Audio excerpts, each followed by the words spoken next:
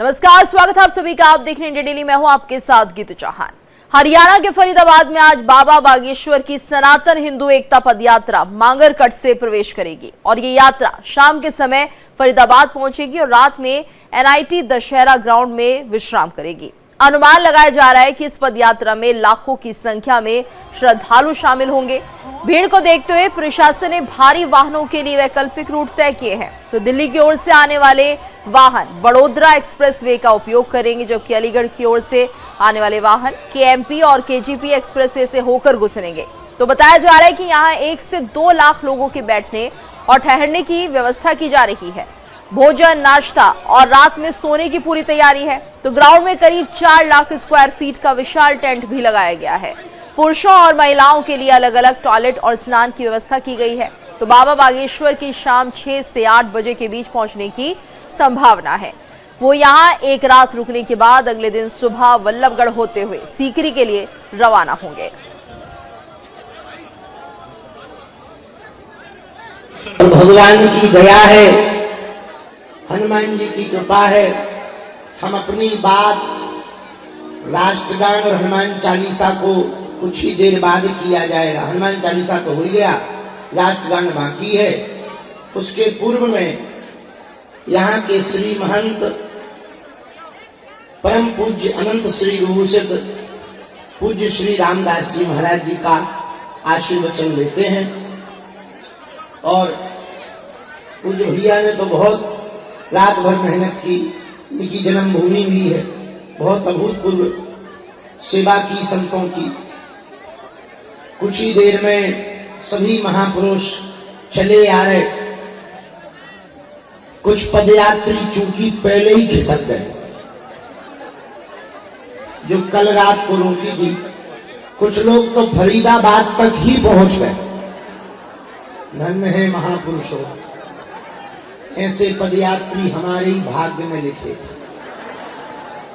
अब बताओ, फरीदाबाद में पूरा तो नाश्ता लेंगे, पूरा धास्ता लेंगे। हम जब जाएंगे तब दोना मिलेंगे, पर कोई नहीं है तो अपने ही पगले।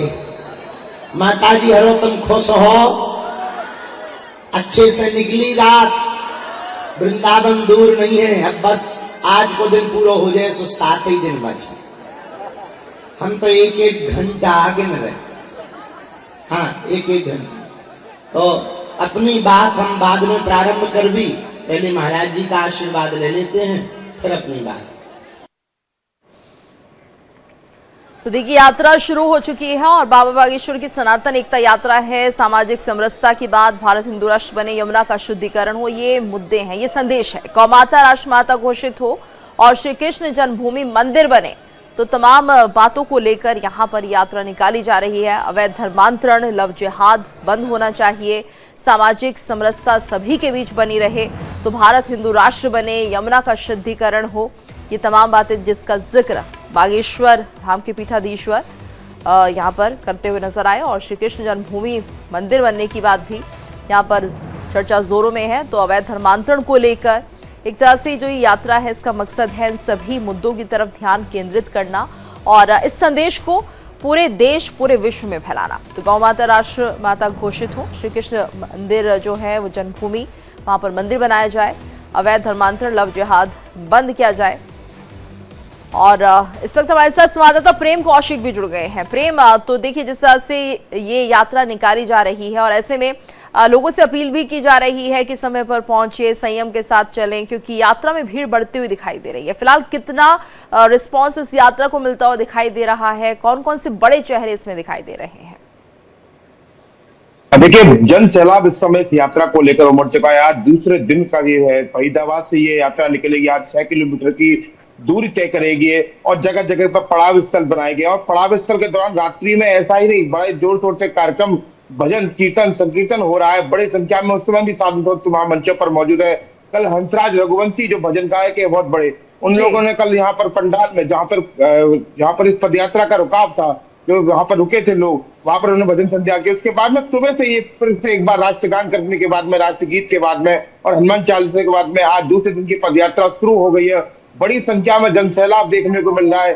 बड़ी संख्या में साधु संत महंत यहाँ पर मिल रहे हैं और उसी के साथ साथ धीरेन्द्र शास्त्री महाराज जो है जगह जगह पर रुककर लोगों से वार्ता कर रहे हैं, लोगों से मुलाकात कर रहे हैं, जमीन पर बैठकर लोगों के साथ में भोजन कर रहे हैं। और देखिए ये सद्भावना के लिए ये प्रतीक है, ये पदयात्रा सनातन के लिए बहुत बड़ी ये पदयात्रा है। जिस तरह से उनका कहना है, नारा है कि जातवाद की करो विदाई, हम सब हिंदू भाई।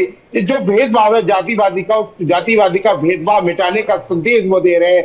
सभी लोगों से मिल रहे हैं, वहां पर मुलाकात कर रहे हैं, हर किसी को जो रास्ते में मिल रहा है, निम्न स्तर का व्यक्ति भी है जो है, उससे भी मुलाकात करने उनके साथ में होगी। और उन्होंने साफ तौर पर कहा भी है, पहले उन्होंने प्रेस कॉन्फ्रेंस किया मंचों के माध्यम से, कि उनका साफ तौर पर इस यात्रा का संदेश है सनातन जो है जागता रहे, सनातन और ज्यादा सनातन का ध्वजा ले रहा है और सनातन विश्व में उसकी पंचम लहरा मुझे। बिल्कुल प्रेम। और जिस रास्ते से यात्रा गुजर रही है, कहा यह जा रहा है कि वहां के रूट डाइवर्ट कर दिए गए हैं कि जो लोग इस रास्ते का इस्तेमाल करें उन्हें कम से कम समस्या ना हो। और यात्रा में पूरी तरह से जो सुरक्षा व्यवस्था है वो बहुत ज़्यादा चाक चौबंद यहाँ पर लग रही है। इसके साथ साथ इतने तादाद में लोग जब यहाँ पर पहुंचेंगे तो उनके रहने खाने की व्यवस्था भी की जा रही है, यानी जहाँ पर वो ठहराव लेंगे तो उधर भी तमाम इंतजाम किए गए हैं। इसको लेकर क्या कुछ जानकारी? बिल्कुल जी, तो देखिए जहां जहां से ये पदयात्रा गुजर रही है वहां पर भारी पुलिस बल तैनात है।